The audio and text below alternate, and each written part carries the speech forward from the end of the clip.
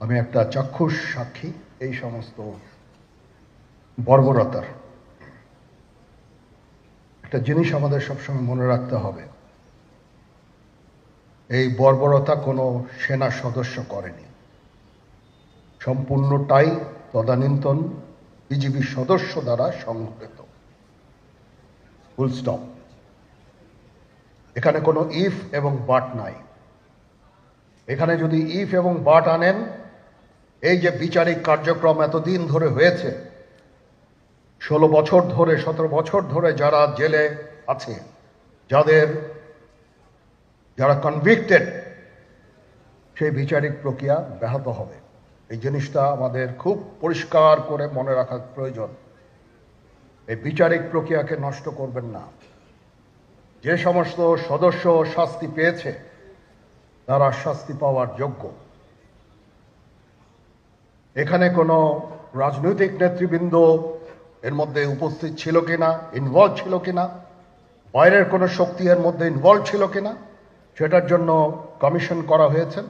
কমিশনের চেয়ারম্যান এখানে আছেন, উনি এটা বের করবেন এবং আপনাদের জানাবেন।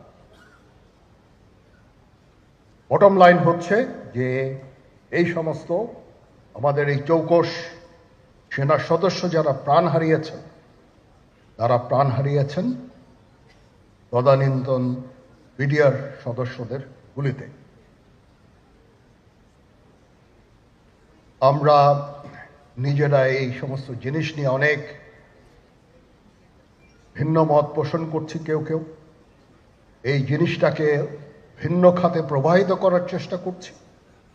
সেটা আমাদের জন্য মঙ্গলজনক হবে না।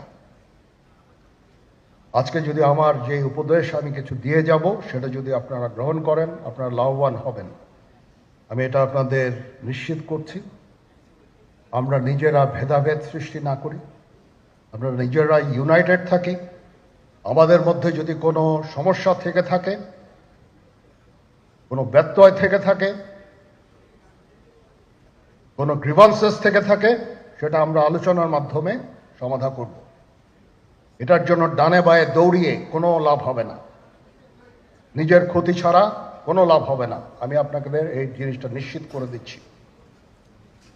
কিছু কিছু সদস্যদের দাবি যে তারা 2009 সাল থেকে আজ পর্যন্ত বিভিন্ন শাস্তি পেয়েছেন। কেউ কেউ দায়ী করছেন যে তারা অযাচিতভাবে শাস্তি পেয়েছেন। এটার জন্য আমি একটা বোর্ড করে দিয়েছি, একজন লেফটেন্যান্ট জেনারেল সেই বোর্ডের সদস্য। প্রথম ফেজে 51 জন সদস্যর ব্যাপারে আমার কাছে রিকমেন্ডেশন নিয়ে এসেছে। তার রিকমেন্ডেশনের অধিকাংশই আমি গ্রহণ করেছি এবং আরও বেশি আমি দিয়েছি। নেভি এয়ারফোর্সও তাদের এই কার্যক্রম চালিয়ে যাচ্ছে।